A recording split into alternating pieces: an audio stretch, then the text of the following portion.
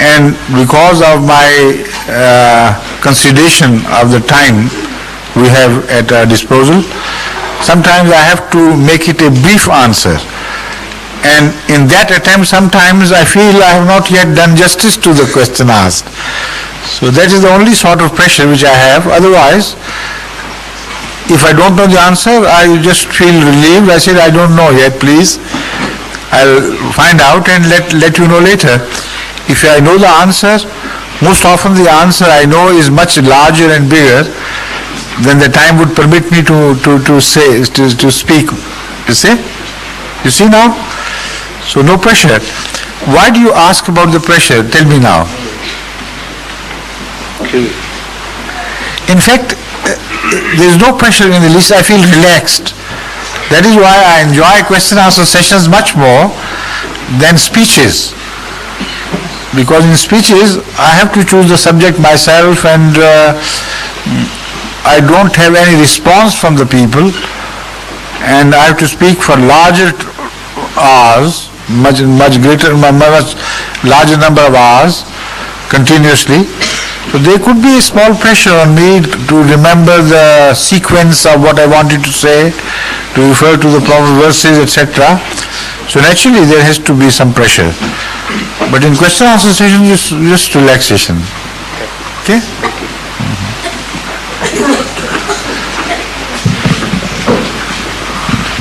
Assalamualaikum Huzur. Wa alaikum assalam. Is it your father who is helping you? Yeah. Right.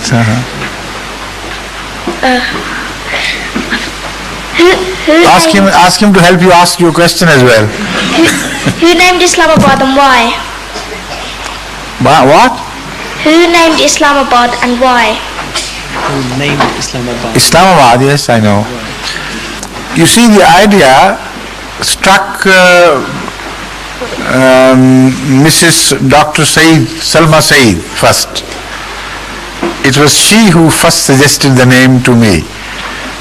That why not Islamabad? You know, she was in a nasty mood that day. She wanted to kick back to the Pakistanis and say, no, your Islamabad is no Islamabad. It is our Islamabad here, you know. And she is not a Pakistani citizen. She had every right to do whatever she pleased. So I really enjoyed that suggestion, and then I pondered over it. And I thought there are more reasons than one in accepting the suggestion. Number one, Islamabad was the first name given for the address of this mosque in 1924. And our postal address still continues to be Islamabad, London. If you write from anywhere in the world, Islamabad, London, then the mail would reach this mosque and nowhere else. So she didn't have that idea, I think, but when she suggested, suddenly it came to me, why not? We have every right.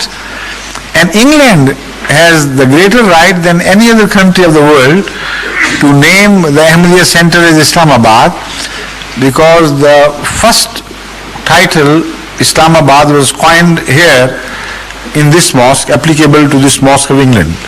Right? So secondly, I thought, they declare us non-Muslims, and this is a fit rebuttal to them, to tell them no, real Islam is with us.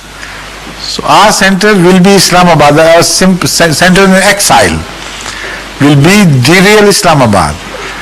So these things, when I pondered over these things, they convinced me that this was the right name. You like it? Good. How come ladies aren't allowed in the mosque and women are? How come what? I missed that. How come ladies are allowed in the mosque? Ladies are allowed to say their prayers in the mosque? No, I mean like... Who told you this junk that they are not allowed? No, how come they don't go in the mosque? They are not allowed to... Let's put it the other way around. Men are not allowed to stand together with ladies in the same mosque, in the same line, touching each other, because that would divert attention, both of the men and the ladies, from God to each other. because human beings are very weak in this respect, They always tend to short circuit things. So that is why the mosque is not permitted to be made, to be turned into a social gathering place, like the churches have ultimately been done. So it's very sad for the churches to become a place of social gathering rather than a place of worship where each sex can concentrate on God rather than on the other sex. Right? But that does not mean that women are not permitted to come to the mosque. So many traditions of the Holy Prophet tell us that the women are encouraged to come to the mosque, but they should stand in a position where men cannot see them in front of them. They have to stand behind and make a separate line so that they do not disturb each other, do not cross each other's line. And if possible, a separate place can be reserved for ladies in the mosques. In many of Ahmadiyya mosques, this is done regularly.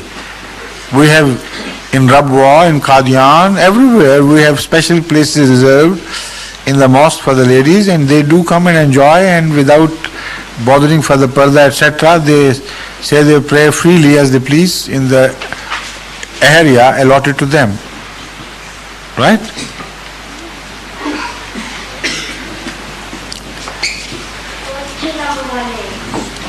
What? Which is your best name? Best you name? Like? The best name I like, Muhammad. Right? After Allah, of course. All the names of Allah are beautiful. The Holy Quran itself says, Walahul Asma'ul Husna. For Allah are all beautiful names. So you were talking of human beings, so I answered Muhammad. That's the most beautiful name. Right? Okay.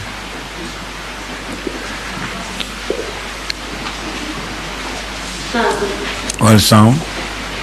Who was the first child to be an Ahmadi Muslim? Who was the first child to be an Ahmadi Muslim?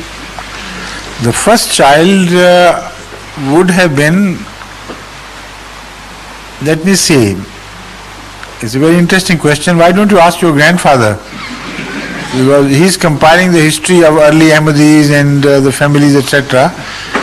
Maybe he chances upon some answer there. But it's very difficult to fix one single boy. He would be somewhere in early 89 when Ahmadiyyat was just introduced. Officially introduced. So Hazrat Muslim Maud was born before that, or Hazrat Muslim Maud was born in 89. Which month, which day? 13th or 12th? 12th. 12th of January? 12th of January. So Ahmadiyyat was launched formally 23rd of March 89. So as Muslim Maud was born prior to that. Correct. So he missed the chance to be the first one. Some other child born to anyone who got initiated at the hand of Hazrat Masih Maud on the 23rd of March must have been the first child. Now let's write to Rabwa to refer to the Wasiyat lists and find out, and Qadian as well, find out who is the first Musi recorded as close to the 23rd of March as possible. His birthday. Which is the Musi whose birthday happens to be as close to 23rd of March as possible. So it's a very interesting area you have suggested for us to do some research.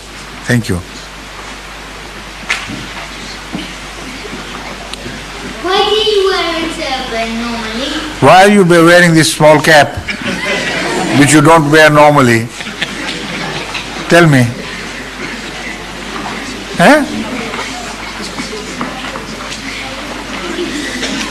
All right, why don't you wear any cap at all normally? Tell me this.